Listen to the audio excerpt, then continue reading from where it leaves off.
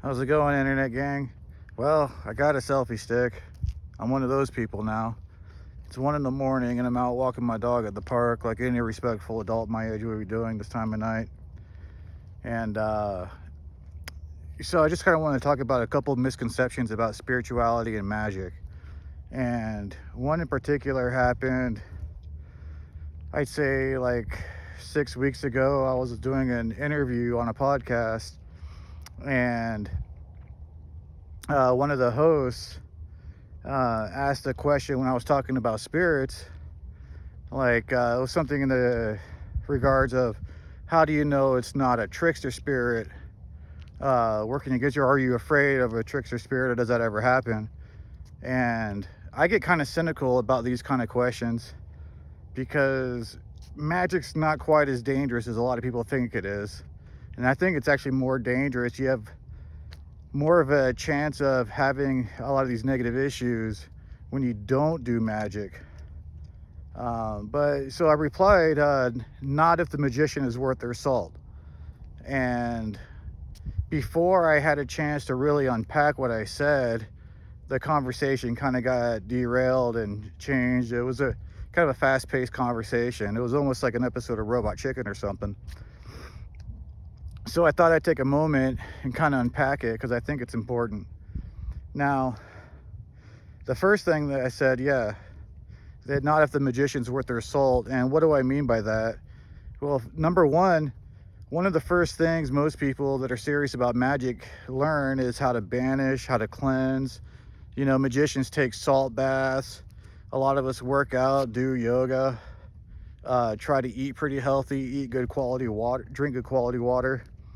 You know, when I first got into magic, I had negative entities attached to me before I got into magic. I was living in an apartment before I moved into to the country, and a woman had self-deleted in that apartment. And there's a story to that. I'll probably one of these days do a video on that. So, you know, so when I first got into it, you know, I was drinking fresh green smoothies, superfoods. I was doing yoga, doing lesser banishing ritual of the pentagram, chakra meditations, and all that stuff was helping quite a bit. And then, you know, when I started really taking it serious, and the first path working I did was with the planetary angels. And it was probably my first or second evocation that I did. All those negative entities left, and I felt like a completely new person, and without even really doing anything. So, yeah, you know, magicians, you know, they take salt baths, we meditate, we clean our aura, and then a lot of the entities that we're working with are powerful. So I just want to unpack that real quick. Now, the other thing I'd like to unpack is most negative entities and parasites and trickster spirits, a lot of them really aren't that powerful.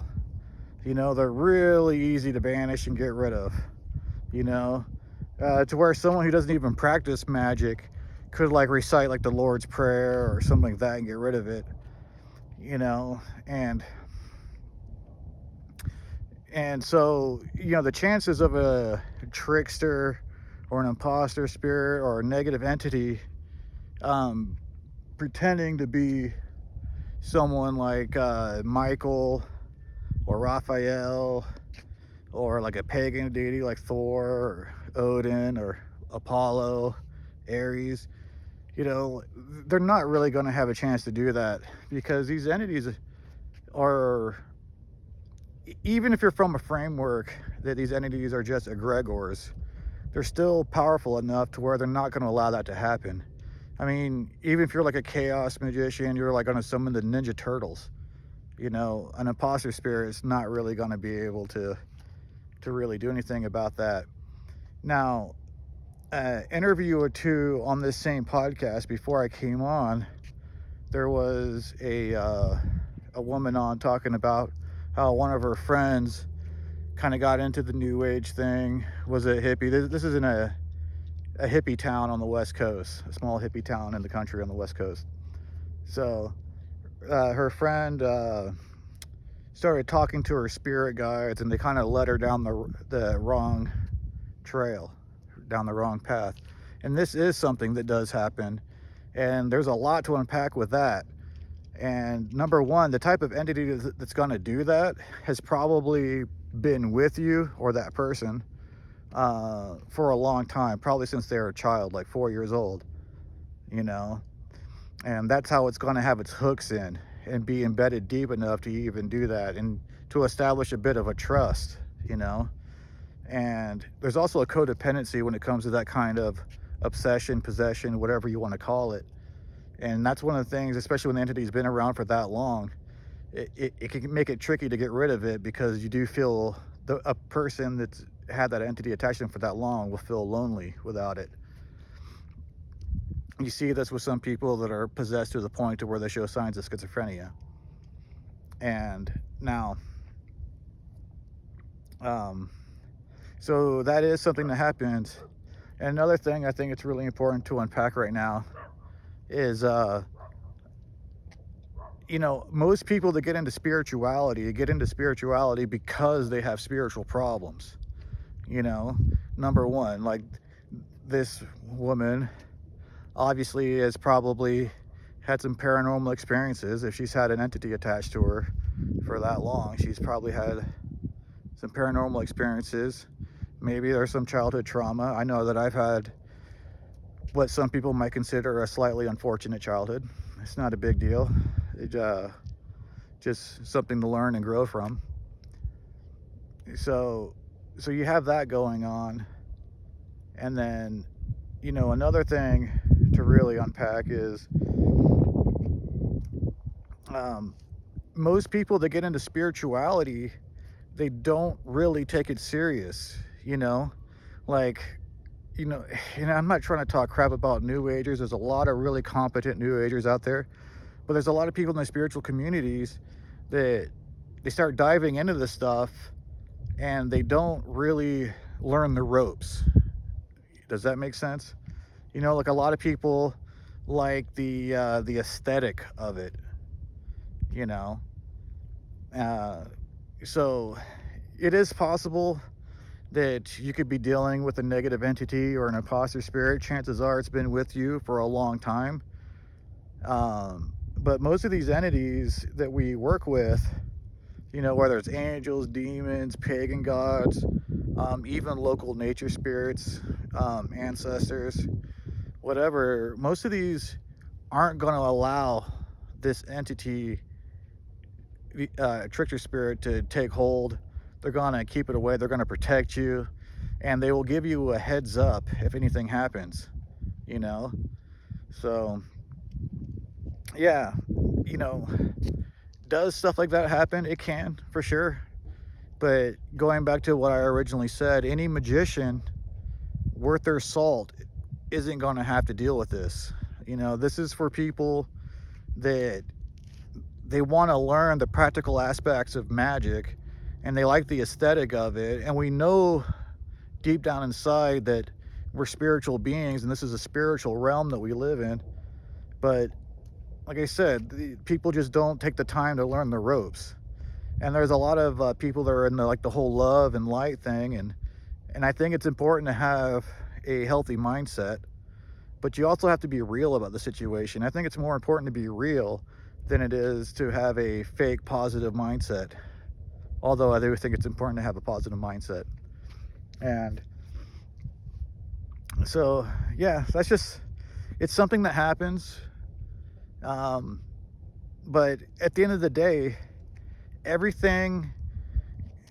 obstacle that happens to you, you know, when I first really took magic really serious, it was because someone put a curse on me.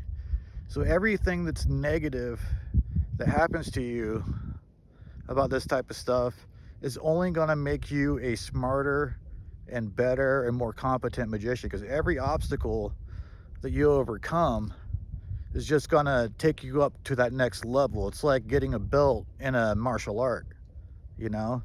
Like if you are under attack by a couple of magicians and you break that curse and you survive and everything's settled, you know, congratulations, you just got a blue belt. You know, if you had a negative entity attached to you and it was siphoning off your energy and ruining your relationships, and you get rid of it, boom, you just got a purple belt. So don't be afraid of this stuff. And one last thing that I really want to unpack is people have this weird misconception with spirituality and magic. And I think it's kind of ridiculous because whenever something goes wrong, or because something could go wrong, and we see movies like The Exorcist, you know, people freak out. And the thing is magic is a lot safer than people think it is. It's in our natural being. It's our natural state of mind. It's almost like breathing air. And at the end of the day, everything we do is pretty much dangerous. You know, nothing, if you think about it, nothing's really more dangerous than driving a car on the freeway. When you're driving a car on the freeway, you're putting a lot of faith in the machine, in your ability, and in the other drivers on the road, you know? And even if everything goes perfect, a deer could hop out in front of you and total your car. You know, I mean, when you put yourself into a machine and you go 60, 70, out here in Utah, the speed limit's 80 on the freeway. So you're going 85 miles an hour on the freeway. And then you got people, they might be drunk, you know, they might be distracted. How many people are talking their phones while they're driving and text people while they're driving nowadays, you know? So I just think anything could happen in life, you know? But no one stops driving, you know? So it's just one of those things. Magic isn't as dangerous as people think it is.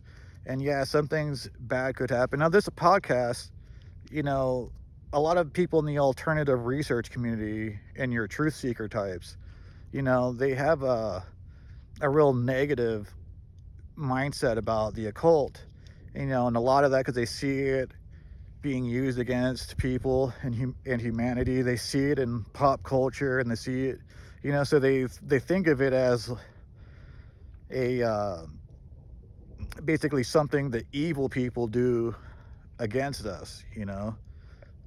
And I mean, I'm not gonna lie, that is a thing, but you're never magic. It's who we are. It's this whole realm. It's everything about us, you know. And you know, you can either be a player or you can't, you know. But I don't think it's worth worrying about, being afraid of, because at the end of the day, you have the power to stop it whenever you want to. You have the power to make your life better and the people around your life better. So I just wanted to say that it was a pretty good interview. The last two interviews I did were really good. I'll probably leave those links in the description down below so you guys can check it out. And once again, I wish you all the best on your magical journeys. If you have any comments, leave them down below. Like, share, subscribe, all that stuff. And hope you guys all have a lovely night. It's a beautiful night out here. So take care.